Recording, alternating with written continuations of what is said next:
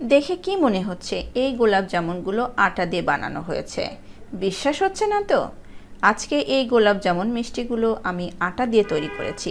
একদমই তুলোর মতো নরম তুলতুলে এই গোলাপ জামুন মিষ্টিগুলো দেখে আর খেয়ে কেউ বুঝতেই পারবে না যে এগুলো আটা দিয়ে বানানো হয়েছে। বেশি টাকা খরচ করে আর মিষ্টি দোকান থেকে গোলাপ জামুন মিষ্টিটা কিনে খেতে হবে না। এখন মন চাইলেই ঘরেই বানিয়ে নিতে পারবেন সামান্য কিছু উপকরণে। প্রথমবারে একদমই পারফেক্ট গোলাপ জামুন মিষ্টি তৈরি হয়ে যাবে, কোনো কিছুরই ওয়েস্ট হবে না। একদমই সহজভাবে এই রেসিপিটি আপনাদের সাথে শেয়ার করব। হ্যালো এভরিওয়ান, আসসালামু আলাইকুম। কেমন আছেন আপনারা সবাই? আশা করি যে যেখানে আছেন অনেক বেশি ভালো আছেন, সুস্থ আছেন। তাহলে আর কথা না বাড়িয়ে চলে যাই মূল রেসিপিতে। এই মিষ্টিটা বানানোর জন্য প্রথমেই আমাদের লাগবে আটা। আমি এখানে হাফ কাপ আটা দিয়ে বানিয়ে দেখাচ্ছি, আপনারা চাইলে বাড়িয়ে বা কমিয়ে নিতে পারেন।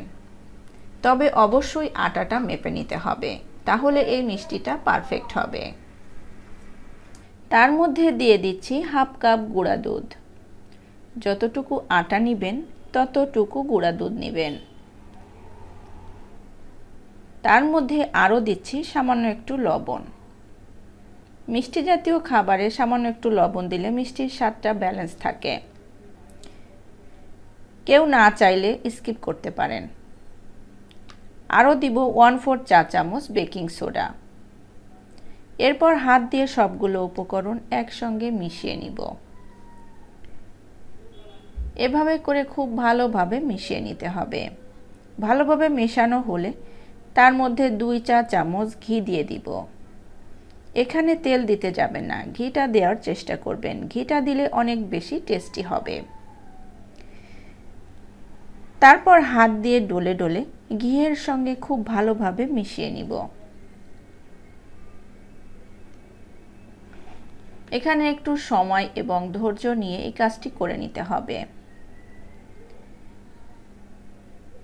এরপর এর মধ্যে অল্প অল্প করে একটু লিকুইড দুধ দিয়ে দিব এবং মিশিয়ে নিব। এভাবে করে একটি ডোয়ের মতো বানিয়ে নিব। এই ডোটা খুব বেশি শক্ত হবে না, একটি আঠালো ডো বানিয়ে নিব।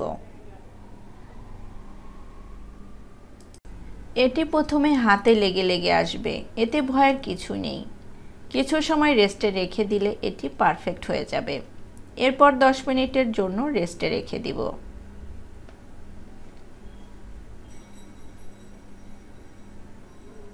এই ফাঁকে একটি চিনির শিরা তৈরি করে নিব। তার জন্য চুলায় একটি পাতিল বসিয়ে 1.5 কাপ চিনি দিয়ে দিব। আমি যে পরিমাণে বানাচ্ছি তার জন্য 1.5 কাপ চিনি পারফেক্ট হবে। 1.5 কাপ চিনির জন্য 1.5 কাপ পানি দিয়ে দিব।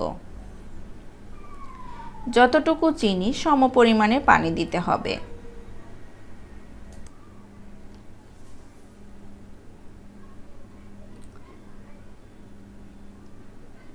এখানে পানিটা একটু বুঝে দিবেন, তাহলে শিরাটা পারফেক্ট হবে। 2টি এলাচ দিয়ে দিব। এলাচের অবশ্যই মুখটা একটু ফাটিয়ে দিবেন, তাহলে সুন্দর একটি সুঘ্রাণ বের হবে। তারপর চিনির শিরাটাকে জাল করব। চিনির শিরাটাকে এমনভাবে জাল করব যেন চিটচিটে একটি শিরা তৈরি হয়ে যায়। কোনো 1 তার বা 2 তারের প্রয়োজন নেই।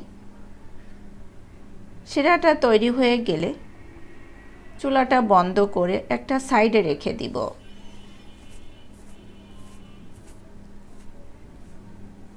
এরই মধ্যে মিষ্টির ডোটা সেট হয়ে গিয়েছে।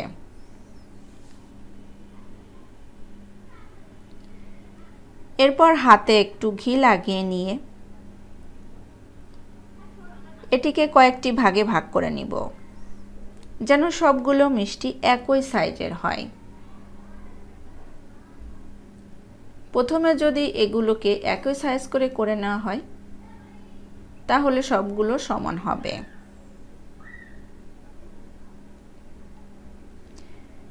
এরপর এর থেকে একটি ডো নিয়ে লম্বা শেপ করে বানিয়ে নিব, গোলাপ জামুন মিষ্টিটা যেমন হয়।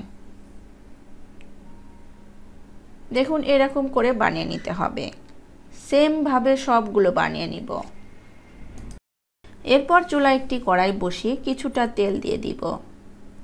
তেলটা যখন হালকা গরম হবে তখন এক এক করে মিষ্টিগুলো তেলে দিয়ে দিব।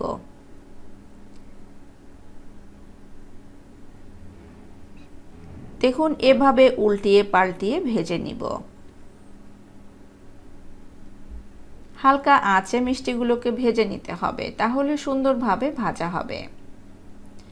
অনেক বেশি আঁচ বাড়িয়ে দিলে ভিতরে শক্ত থেকে যাবে।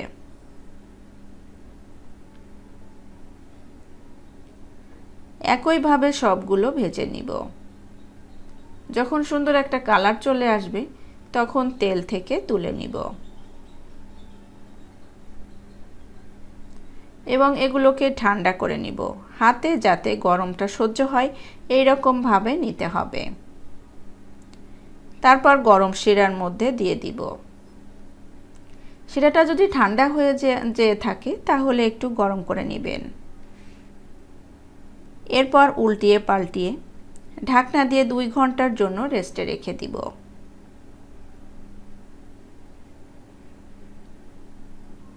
2 ঘন্টা পরে দেখুন কি সুন্দর ফুলে ডাবল হয়ে গিয়েছে এবং চিনির শিরাটা টেনে নিয়েছে। তখন বুঝতে হবে মিষ্টিটা রেডি হয়ে গিয়েছে। এভাবে করে যদি অল্প খরচে ঘরেই বানিয়ে নিতে পারেন তাহলে আর বাইরে থেকে অনেক টাকা দিয়ে কিনে খেতে হবে না, চট করে বানিয়ে নিতে পারবেন। আশা করছি আমার আজকের গোলাপ জামুন রেসিপিটি আপনাদের কাছে অনেক বেশি ভালো লেগেছে। রেসিপিটি ভালো লাগলে লাইক, কমেন্টস এবং শেয়ার করতে ভুলবেন না। সেই সাথে আমার চ্যানেলটাকে সাবস্ক্রাইব করে অল বাটনে একটা ক্লিক করে রাখবেন, তাহলে আমার কোনো ভিডিও আপলোড করার সঙ্গে সঙ্গে নোটিফিকেশন আপনাদের কাছে পৌঁছে যাবে।